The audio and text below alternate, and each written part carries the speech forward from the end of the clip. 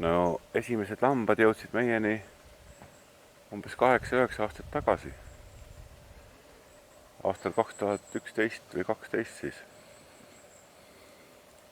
Kõigepealt ma tõin ise salaja 3 lammast. Ehitasin neile aia ja siis kui ükskord linnast juba tulime nädalavahetusel maale, siis 3 lammast juba sõid karjamaal ilusti rohtu ja siis kõik imestus oli suur. Ja noh, nii ta vaikselt on läinud siin. Vahepeal vahetasime need esimesed Kihnu maalambad välja ja nüüd on meil siis Eesti valgepealised ja kari vaikselt kosub. Eks siis vaatame, kuhu me välja jõuame niimoodi.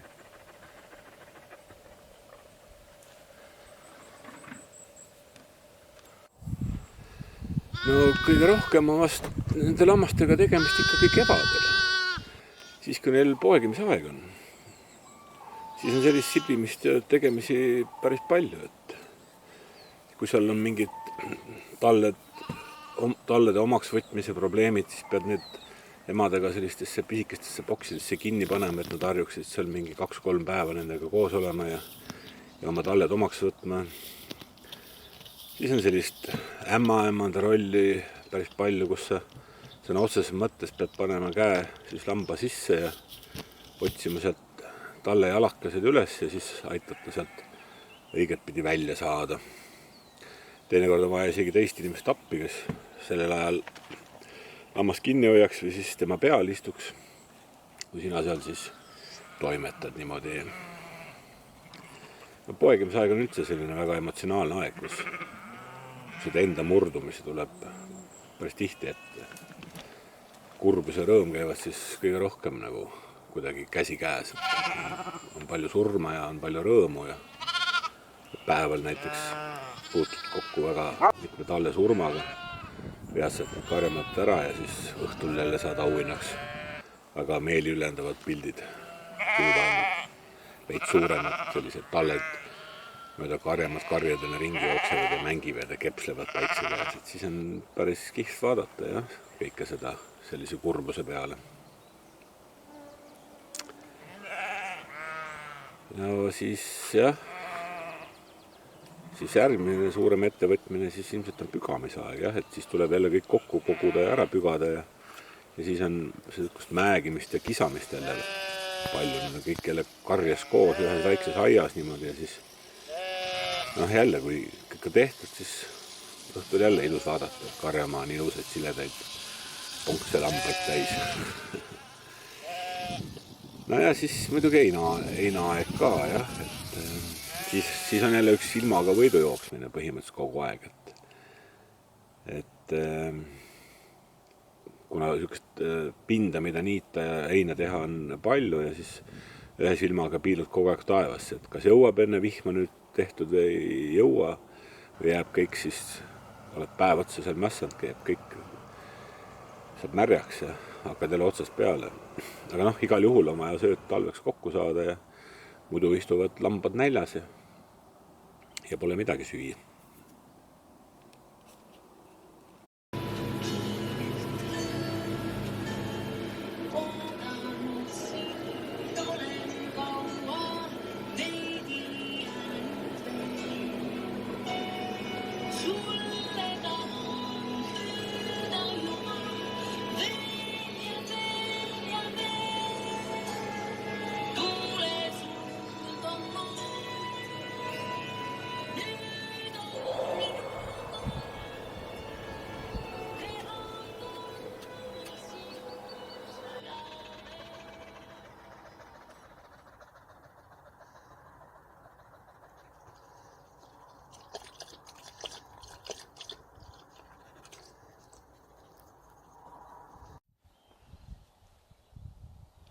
No, esimest korda ma nägin sellist tõugu koera ühes lambakasvatustalus, ühel niisugusel vihmasel ja sombusel sügispäeval ja ma õigesti mäletan, ta vist isegi näksas mind natukene ja siis ma muidugi ei teadnud, et tegemist on ühe kõige intelligentsema koeraga ja tõukoeraga, et siis ta nägi niisuguse korraliku krantsi moodi välja. Hiljem tõime täppi sealt samast, tõime sealt samast talust endale ja temast on ikka väga palju rõõmu olnud ja ega tuleb tunnistada, et Border Collie on ikka tõesti, ma ei tea truumat sõpra, kui on üks Border Collie ja nii tarka ja nii alandlikku koera. Et see on lihtsalt hämmastav. Ma arvan, et ega ilma asjata teda ikkagi ei peeta kõige targemaks koeraks maailmas ja tundub, et nii see on, jah. Ja lambakasvatajale on ta muidugi pigem selline tööriist, et ta aitab sul karja hallata, kokku ajada ja selleks ta aretatud ongi, et neid on ka veel erinevaid. Et Austraalias on veel selline, kes nii-öelda, kui seal on suured karjad, et tuhandete pealised karjad, et siis seal on aretatud selline kelpi tõugu koer, kes nii-öelda jookseb lihtsalt kokku aetud lammaste selgade peal ka ja siis näksab neid, aga Border Collie on karjade haldamiseks või haldamiseks, et jookseb külgede peal ja vaatab, et keegi karjast maha ei jää ja toob nad sulle kokku ja selline väga asjalik töökoer, jah, et see on ikka hämmastav, et mida loomadega teha suudetakse, et ta on muidugi perekoer ja lastesõber ja nii edasi, et täna ma võin öelda, et Border Collie on superkoer, väga alandlik ja väga tark ja tõesti intelligentne. Et puhas rõõm.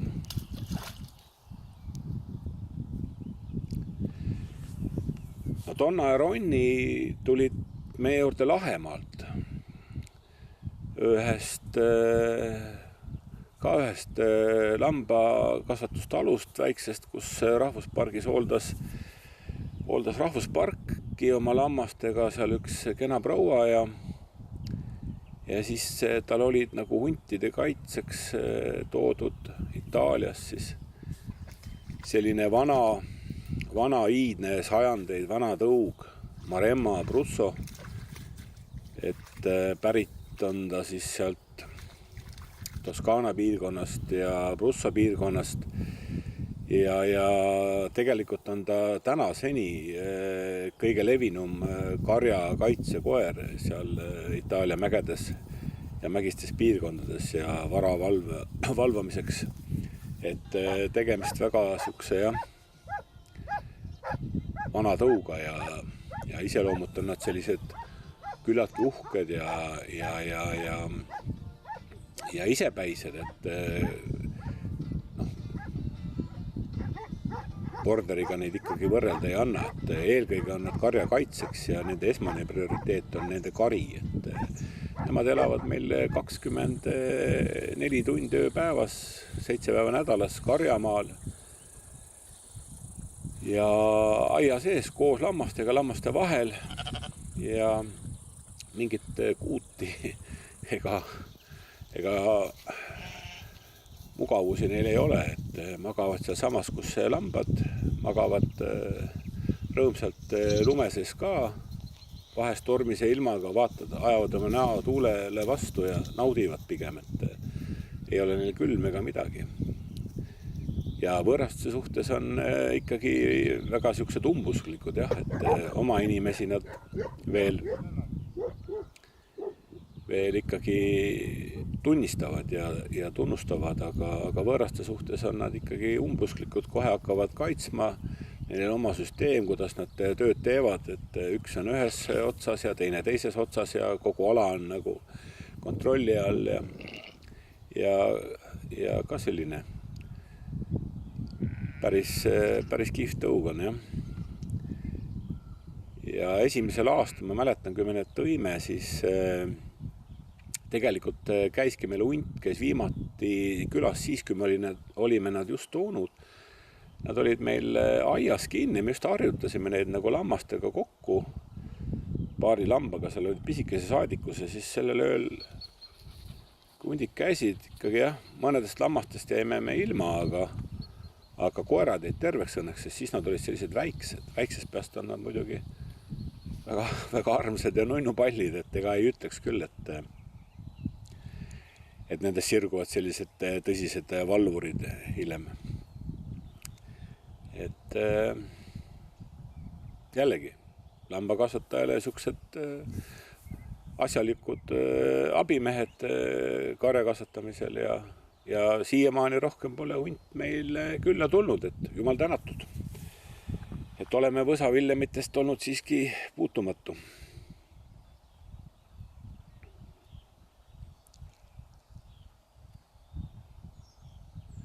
Hirvedega oli sedasi, et alguses isegi mõtlesime mingi tootmissuuna peale, et ulukiliha ja sedasi, et võiks proovida, aga hiljem nad muidugi kujunesid meil lemmikloomadeks, et kõigepealt me üldse ehitasime neile aia, et see oli ka paras selline ikka tõsine ettevõtmine, tuleb tunnistada täna. Me tarastasime siis ära põhimõtteliselt 7 hektarit maad, millest enamus oli siis metsas ja siis väike osa oli ka nii-öelda põllupeal või heinamaal. Ja see on ikkagi päris suur pindala, et kui nii teisandada siuksesse keskmisse linnamaja krunti, siis põhimõtteliselt ehitasime me aia ümber umbes 70 majale. Ja mitte lihtsalt aia, vaid 2,5 meetrit kõrge. Ja sinna veel metsa osasse lõime veel lauad peale nii-öelda, et see oleks nagu veel kindlam, et vaeva sai sellega nähtud ja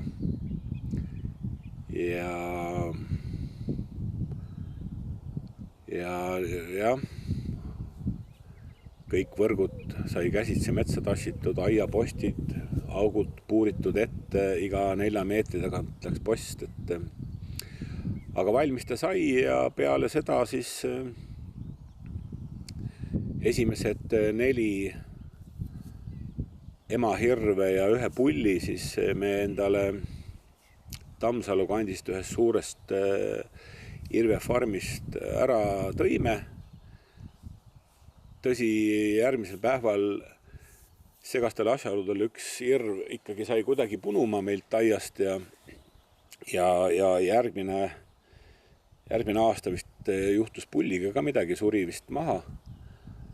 Aga ega see siis ei takistanud, et saime kaubale Tammsalu irvekasvatusega, tõime uue pulli.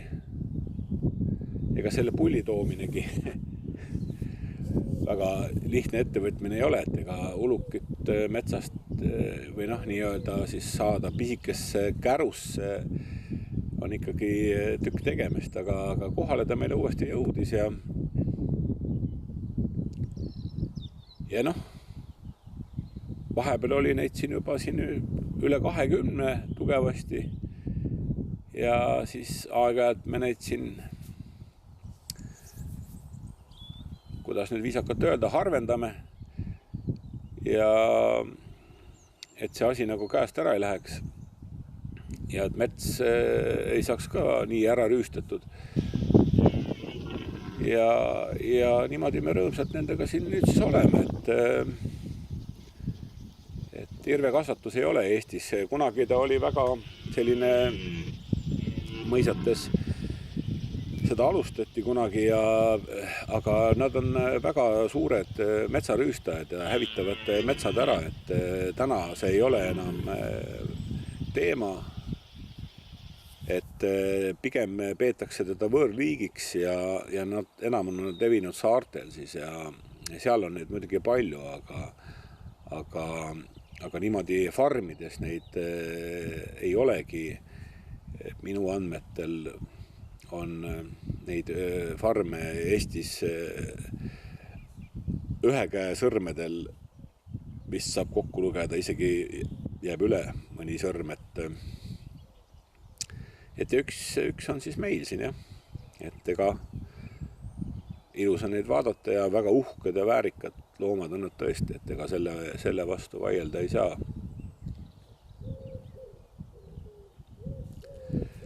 No võt, niimoodi me siin maal siis kuidagi toimetame, et tööd ja askeldamist on siin palju ja noh, aeg-ajalt tuleb ette raskusi aga nagu ikka, igal asjal on omad positiivsed küljed ja negatiivsed küljed ja rõõmu on ka väga palju ja ega ausalt öeldes täna enam ei kujutaks küll ette, et peaks kuidagi kuskil linnas elama, kus oled naabritest ümbritsetud ja ma arvan, et jah, selline privaatsus ja eraldatus võib-olla ongi see, mis on nagu selline kõige suurem tunne, mis sa tunned, et elad oma ette, ajad oma asja ja selline vabaduse tunne, et võib-olla kõige paremini võtab selle kokku see, et sa nagu oled rattalt maas. Selline levinud väljend, jah, mida võib-olla ära leierdatud oravaratta teema, aga nii ta paraku on, jah, et sa tunned ikkagi maal ennast vabana ja rõõmsana, et kui me ikka naljatame, et kui linna inimene tuleb puhkama maale ja tahab vaikust ja rahu, siis meie käime linnas puhkamas või linnades puhkamas ja naudime pigem sellist suurlinnade saginat, et seda loodust ja loodusega koos olemist me kogeme iga päev juba niigi väga palju, et sellest meil puudus ei ole. Et tore on maal, ega